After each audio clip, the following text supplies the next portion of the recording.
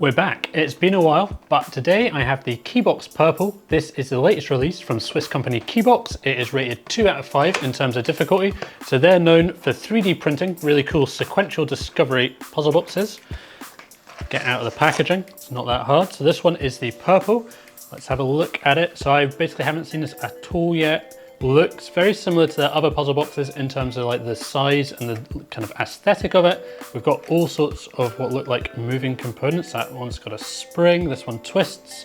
2 out of 5, estimated time of 30 minutes. Let's get cracking on it and see how hard it is. So Keebox Purple is the 4th release from Keebox. This one is rated 2 out of 5. I think they're coming out with 5 different designs, each one rated slightly differently in terms of the difficulty. So this is one of the easier ones, but they estimate around about half an hour's solution time. Price-wise, this is going to set you back £59.95 British pounds. And I think in terms of real playability, Keebox do make really fun playable puzzle boxes. So it's going to have probably different elements to what we've seen before. Let's get into it and see if we can unlock the first step. So the aim here usually is to try and find a purple token. I think again that would be the aim of this puzzle. So there's a few moving pieces. We've got a spring-loaded piece down here which looks like it could push another piece perhaps. We've got this cylinder coming down here that could be used perhaps to push another piece when we're ready. A triangular section at the back here, but oh, I can just see actually there's a star equals star on the back here, so we're going to have to shift those around presumably at some point to release the back. On this side we've got a couple of elements but nothing seems to want to move at all, and the Keebox base plate on the front here, and that seems to be stuck in place, but I'm pretty sure we're going to be removing that at some point. Okay, so we don't have a lot of options here. I think maybe this pops up and then doesn't screw. Pops up, does it allow something else to happen once it pops up?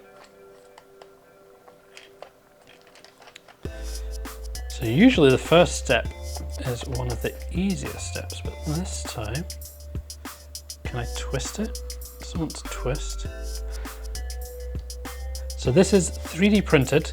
They use 100% bioplastic, which I believe is presumably plastics derived from natural materials, which is really nice. I always am a little bit hesitant with forcing anything that's been 3D printed too much. I don't want to snap anything here. So maybe if I push this down and pull this up at the same time, do you think that might allow, oh, hang on. I've just noticed just in here, there's a little piece, maybe I can remove that, there we go. Okay, whoa. So this little white piece has come out, that's forcing this to stay down. This piece here, why won't it come out? Can't see anything that's stopping it from coming out. Oh, no, there we go. So we've got a little key here. What do we do with our key?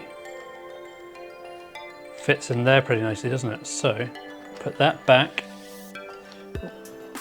slide that back in. Let's put our key in this way.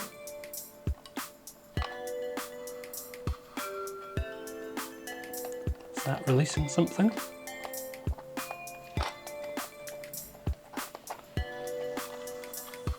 Maybe it's not quite the right way around. So it's got this little piece here. Maybe if we have that sticking out the front, would that be? No. Don't think that's doing anything. Can't seem to move anything else once I push that in. Seems like that's where it's got to go though, right? It fits pretty perfectly into that space. I feel like there's going to be something super obvious that should be, oh, okay. We have another tool. So this little drawer's pulled out. Can now see there's a piece behind here. So should we take our tool back out? We've found what looks like a kind of crazy screwdriver, which looks like it should definitely be used in here. So let's drop that down, bring our screwdriver over to the end. And now I can turn this And now we've got an equation here. So we've got one side equals the other side. We've got a heart, a semicircle, pentagon, star. And currently it's set on star equals star, which you would think would be correct. We've got an upside down heart, a semicircle, upside down pentagon, and an upside down star. So I'm going to have to figure out what our equation means, and does it have something to do with this side? Just going to have a quick look over here in case we've missed a step. I'm just trying to work out what's going to lead us to know the answer to this question. I mean, they're upside down. The only one I guess that would be the same either way around would be the crescent. Is it just as simple as that? Let's try crescent and crescent. Or maybe that's... even the crescent is slightly different maybe.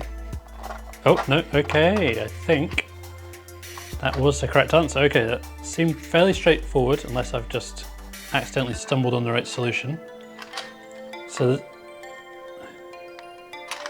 there's something in here. Oh, hang on, slides open. Okay, cool. So we've now got a few pieces here. I can see that one there has a 5 on it. This one here has a 3 on it. And this one's got a 1. So 1, 5 and 3, or 1, that's supposed to be a 2 and a 3. So 1, 2, 3, A, B, C. These we are going to have to get letters from somehow. So can I somehow make letters out of these? Is that the B for 2? Do they form a triangle? Inside the triangle? Oh, this is quite cool. Is that? Yeah. Okay, so that's a really cool little element. Okay, now we just need to work out what letter am I seeing for each of these. I could swap over 1 and 2. Okay. Right, this is going to be super difficult to show on camera, but number 1, if I line it up with this pin, got to close one eye and look through it, I get an A. Right, let's see if we can show this. So just there on the 1, we've got an A. So let's move that to A. Right, so this is obviously the right answer, is just to kind of look through it and see what you see. The 3, if we look straight through the 3, so we've got a B there for 3. That's a really cool idea on this side of the puzzle. So you'd think that maybe we would have a C for the number 2, but I think that's going to be a B again. Line it up with that central post and it just reads as a B again. So let's put 2 to B. Moment of truth. Yep, we've got that element right. This side has popped out. What have we released? Nothing, but this piece will now move over. Is this the end? Or not? Huh. I thought that would be it. We've released this purple piece here, is now sliding up and down. It was sliding up and down. Ah. So there's the token actually, that is the token. I thought that, okay.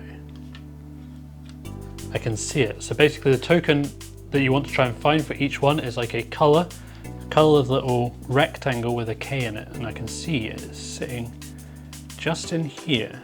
How do we get that out? Sliding around a bit. So this is a pretty fun puzzle. It's one of those ones that's not too difficult. You feel like you're making progress, which is always encouraging as you're working through it. But it definitely stumps me for a little bit here to try and figure out what's going on. So look, this piece that was sitting on the front along this serrated edge will fit in there. What is that doing? Can I see anything? No. Ah, what's that? What is that doing? So that seems to, there's a little cog at the bottom, and that seems to open this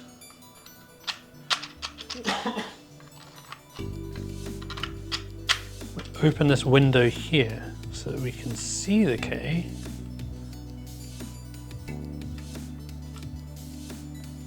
But then what do we want to do?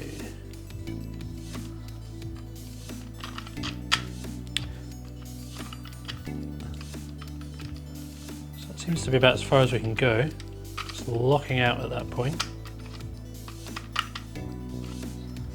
Is that anything further happening?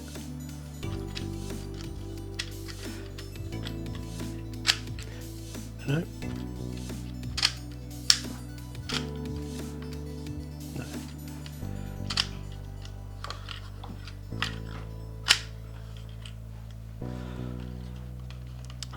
So I can open and close this window, which is going from left to right, and then if I keep going, ah, wow, we have done it. Token found. The puzzle has been solved, and I think what we were doing is rotating around a chamber inside here perhaps, rather than, it wasn't just a window, it was a whole chamber that was being rotated around. There we go. Keebox Purple has been solved. What a fun puzzle. It's got really cool elements to it. I love the kind of discovery of these tools, that 3D printing allows you to create these kind of tools that basically would otherwise be really expensive or difficult to make. This one was definitely my favorite puzzle out of the lot, this kind of using the numbers to line up and create that code. All in all, a really cool, very playable puzzle. This one was super playable, very enjoyable to do, always making progress, always getting something, but also getting stuck at certain elements for a little while. If you want to check out, as always, I'll leave a link down below. You'll find it over on Crux Puzzles. Thanks for watching today, and I'll see you next time for more puzzles.